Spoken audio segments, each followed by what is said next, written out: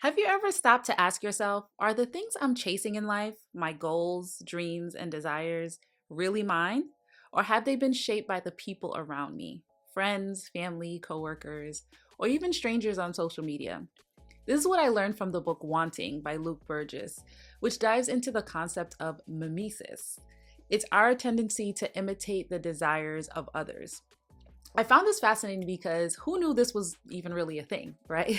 We all experience this from time to time, maybe even daily.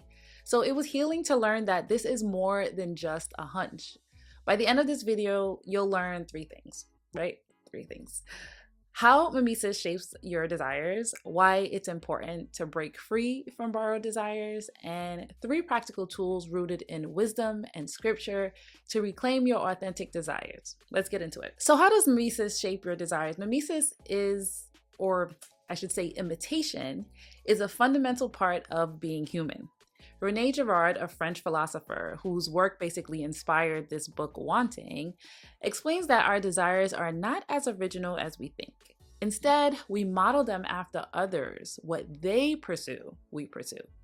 This is broken down into two spheres, right? You have your immediate sphere and your distant sphere. With your immediate sphere, the book calls it freshmanistan, like when you're in school. These are the people closest to you, friends, coworkers, family members, social circles.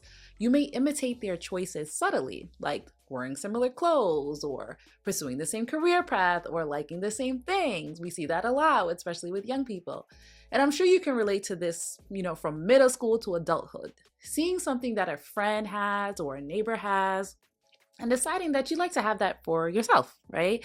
And we often think this is our own idea, our own desire that's being brought up, but really, you probably would have never wanted the thing or even thought about pursuing it had you not seen somebody else in proximity with it, right? And so our distant sphere, which the book calls celebristan, these are people that you admire from afar, like celebrities or influencers. Their desires can shape how you define success, how you define beauty or happiness, even though you've never met them. This is why so many people have such a hard time with social media, including myself, because it causes us to desire things that are not authentic, and we lose sight of what we appreciate in our lives and actually want in our lives. And this is being done on a massive scale, 24 hours a day, 7 days a week. This distant sphere, the celebrity influence, used to be very minimal with what we could see in like magazines or TV shows, but now we have unlimited access to not only celebrities, but influencers and everything in between.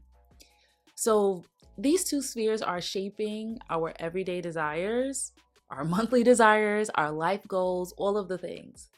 And the problem with it is that many of us are not even aware. So we're finding ourselves emotionally and mentally confused. We're exhausted with all of the external desires that have been put on us, essentially, right? These are called thin desires. They're not rooted in anything meaningful or important, and they're not tied to your life's purpose or mission. Now, the things that you do think of on your own, those are your actual thick desires. Those are your authentic desires that you came up with or that was given to you by your creator. So the Bible speaks about this dynamic also. And there's a scripture that seems to basically forbid these types of desires. And I think it's really just to help us, so that we don't get caught up in what we're in the middle of right now. So in Exodus 20, it states that you shall not covet. That is selfishly desire and attempt to acquire, right? Your neighbor's house. You shall not covet your neighbor's wife or his male servant or his female servant or his ox or his donkey or anything that belongs to your neighbor, right? We're not supposed to want what others want. We all have our own mission in life. And if we're too busy copying others to discover our own, then we won't be fulfilled. Think about it. How much of what you want comes from observing others? So I had the luxury of temporarily scaling back my business over the past year, which gave me the opportunity to reflect on what I was really desiring and really seeking in life. At the time, I knew nothing about this book, so it was just ironic that at the top of this year, this new year, 2025, this would be the book that I'm reading, which has brought me so much confirmation. And that time of reflection helped give me so much peace and understanding and clarity to move forward confidently in the things that I truly desire, things that were given to me from my creator, the things that I am specifically purposed to do, and the things that I am specifically created to enjoy and love, the people and the things, right? I know I'm not alone. Did you ever feel pressured to pursue a career, a lifestyle, or hobby because it seemed like the right thing to do? Yeah, I've been there too. So the dangers of these borrowed desires is that borrowed desires can lead to dissatisfaction because they aren't rooted in who we truly are. They often reflect some romantic lie, the belief that our choices are completely independent and autonomous and we're just coming up with all of them on our own. But when we examine our motivations, we often find they've been shaped by the comparison and competition, comparing ourselves to others and competing with others, right? And this reminds me of the scripture, Ecclesiastes, that says, I have seen all of the things that are done under the sun. All of them are meaningless and chasing after the wind. Mimetic desires can feel like that, right? Imitating others, a relentless chasing with no fulfillment at the end. But there is hope, right? Romans says, do not conform to the pattern of this world, but be transformed by the renewing of your mind.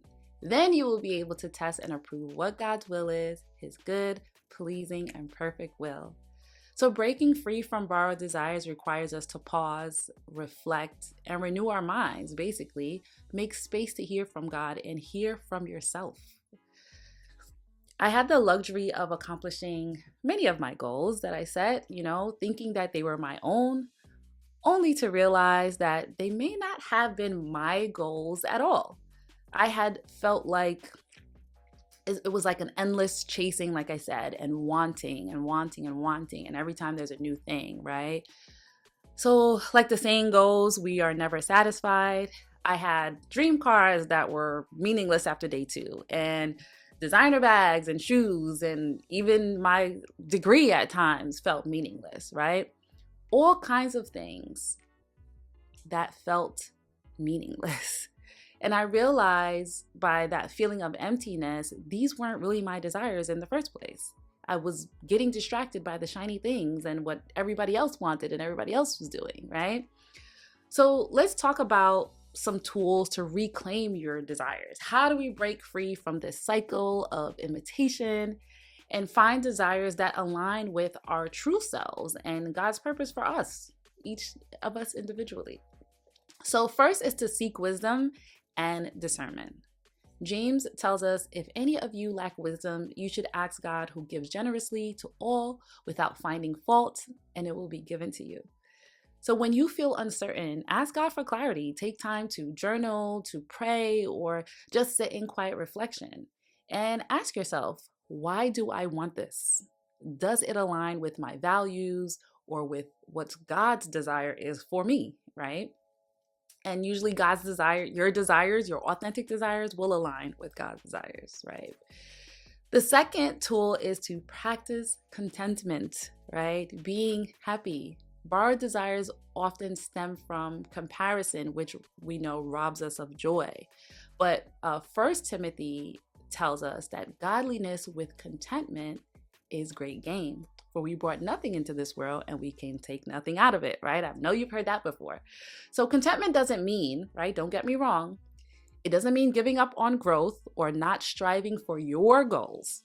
It means appreciating what you have and aligning your goals with what truly matters, right? So then finally, the third one is visioning and discernment. Visioning is about more than setting goals. And I know we're at the top of the year where we're seeing this every which way, create your vision, right? It's about creating space to reflect on what you truly want.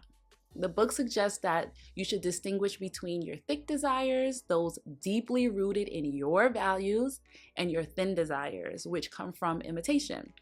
So remember I said, Romans 12 reminds us to renew our minds, which takes time. and quietness and intention.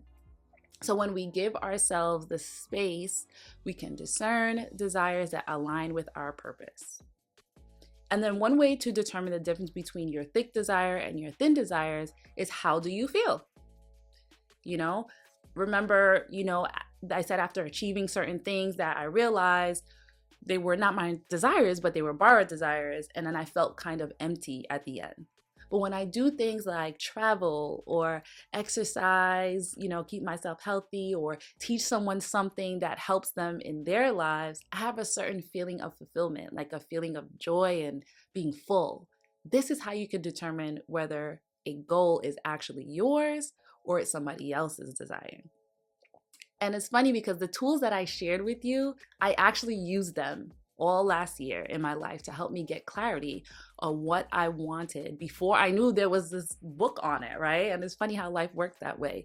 But these are the tools that I used, throughout this year to help me realize that I enjoyed parts of what I was doing, that parts of what I was doing helped me to be on purpose and feel fulfilled. And then the other parts that I borrowed, I decided to just give those back. Okay. So what I learned about myself throughout this process is that I like the person who I am. I like the person who God created to be. And I want that for all of you. So as we begin this new year, 2025, I encourage you to take a moment to reflect on your desires.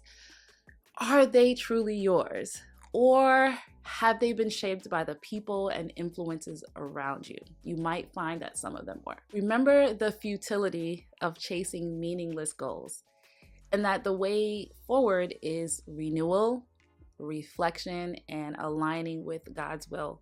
When you seek wisdom, you practice contentment, you take time to discern your vision, you will find that the things you truly desire, maybe peace, stability, joy, for example, they're closer than they appear. So if this message resonated with you, let me know in the comments, what's one borrowed desire you let go of? And what's one thick desire that you are now pursuing? Don't forget to please like and subscribe if you want more content like this. And I will see you next time. I look forward to hearing from you.